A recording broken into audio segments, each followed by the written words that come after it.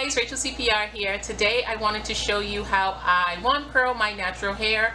I took a picture of the first time that I did my wand curls and I posted it on Instagram, and there were a lot of people who wanted to know how I was able to keep so much of my natural texture in my curls but then still have the wand curls. And so I decided I was going to record it this time. I was just about to do it and I just realized, okay, maybe I should just record it. So I don't think it's necessarily my technique that makes it so that I keep my texture, as much as if you want to keep a lot of your natural texture, just wash your hair and you just let your curls do what they do. I just wanted to leave it the way it is, the way I let it dry, just so that you can see exactly how it is that I achieve the natural texture in my wand set. What I do is I just let my hair air dry. I washed it last night and I just pulled it back in this satin scrunchie so it wouldn't have a big huge line, although it really wouldn't matter when you're wand curling. And I just put this band on the front. This is a polyester band, so it's not like going to dry my hair out. And I just took a touch of gel around the edges, and because I cut my bangs, and so by putting this on here it made it all go back, because I'm thinking that I want to do it all going back, but that may not happen simply because it can be a little bit difficult for me to do the wand curls on myself. So this is what I'm going to start off with, and when I use my wand curler, I do not let the heat stay for a long time. I just basically just wind it, wait a second, and then I just drop it so that the heat doesn't give me too much of a satiny kind of curl. I just like for it to be more of a natural texture. So to set my hair up, what I do is, like I said, I washed it and I left the smallest amount of one conditioner in my hair. This is the Decadence, and it's very hydrating.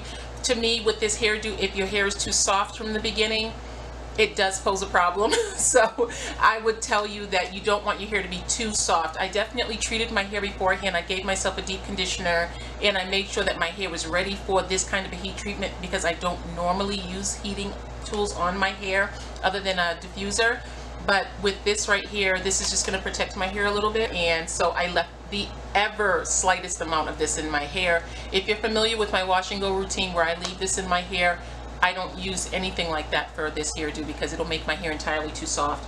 So this is my first part of it, and then for more further protection, I sprayed the Restore Instant Protection from Living Proof in my hair, and I just spray that all over, and then I give it a minute or two to dry, because you want it to dry on your hair. So when I'm using the wand curl, you may see a little bit of smoke, but that is just this spray protecting my hair. But a little something that sometimes people don't realize is, if you take a blow dryer to dry this onto your hair and you see that little smoke, this is already going away because it's already worked for the blow dryer. So you don't want to do anything that's going to make this go away before you use it with your wand curler, because you want that little smoke, if it happens, you want that to happen when you are using your final heating product so that your hair is truly protected.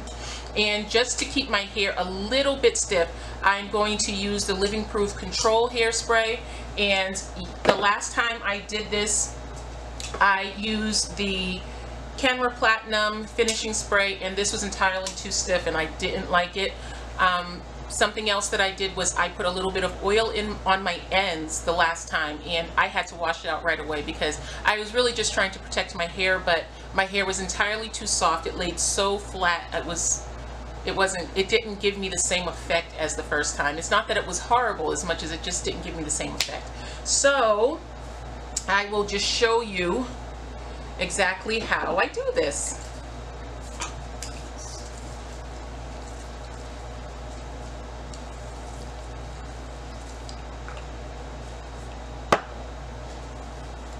Oh, I guess I should say, I will be using this wand right here with the beveled kind of a barrel, and this is the T3, and I like this one right here because I do like for the ends to be a little bit smaller with the curl, and I also like the fact that I can adjust this setting to 2 different settings, and the first setting is not overwhelmingly hot so that I can't work with it.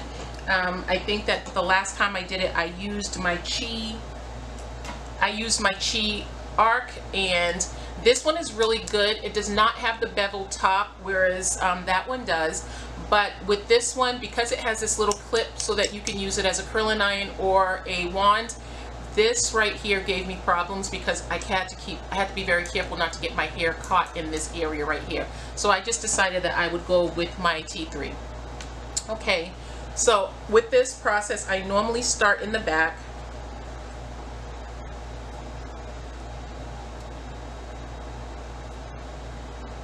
And go from there.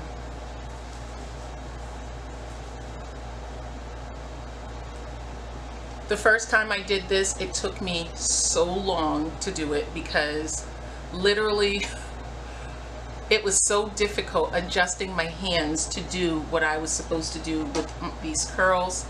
And I'm just gonna make sure that this is touchable with a towel, because if it's touchable with this towel, that means it's not going to be too hot for my hair.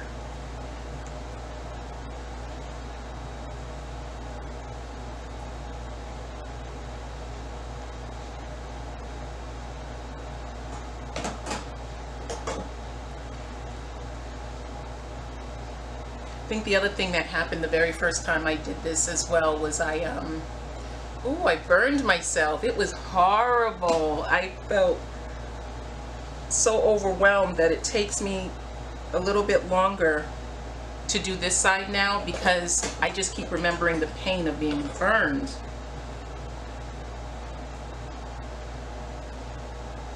And I'll just show you a few of these. I think the back is probably the hardest to do because, like I said, I don't think that it's the technique that I'm using because I'm just wrapping my hair around the barrel, but I think it's the way you start off. If you blow dry your hair, you'll definitely get a much more silky curl. And like I said, if that's what you're looking for, that's great.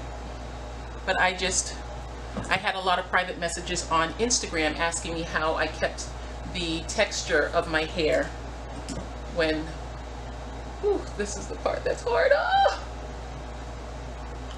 I had a lot of people asking me about keeping the texture in my hair.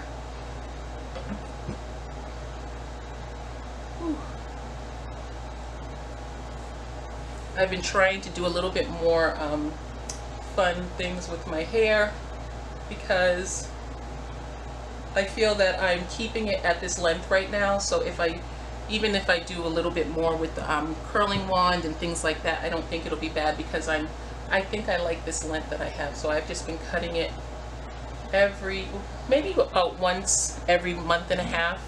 I've been giving it a little cut, sorry. And I do these going forward and back on the barrel because if I do them all going in one direction, they tend to roll up into each other, and I don't want them to do that. I want them to stay loose. Like these right here are all going in one direction, so they're all curling up into each other, and that's what I don't want.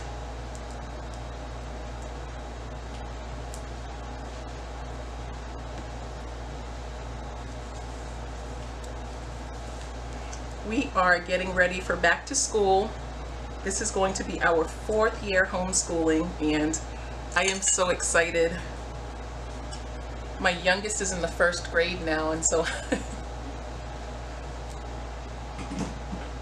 how do you guys get ready for back to school? Okay, so over the ear, you'll see that I'm taking pretty big chunks. I guess that's another thing as far as keeping the natural texture in the curls, some of it anyway, is just by taking bigger chunks. The smaller the chunks, the more heat that gets spread out through each section, and so you're going to get a more satiny curl. And if you want to use a smaller iron, that's something else that will give you more of a natural curl.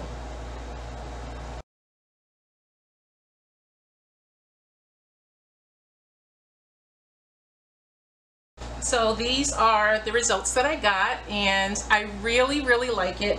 It's not really staying back the way I want it to, but it's okay. However it falls, it falls. I guess I could spray it.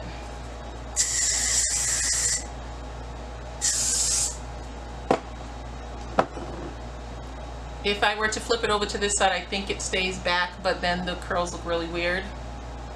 And you can see this is definitely my weak side in doing my curls, but I really do love it. It's just a nice change.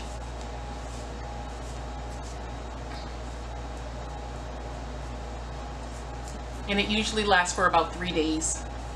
The curls drop and they tend to frizz out a little bit, but because it's on my natural hair where my hair wasn't altered beforehand, the curls don't really go away. They just get a tighter kind of a spiral. So it's fun. So I hope you enjoyed this video, and if you did, please give me a thumbs up, and I hope to see you again very soon. Bye guys!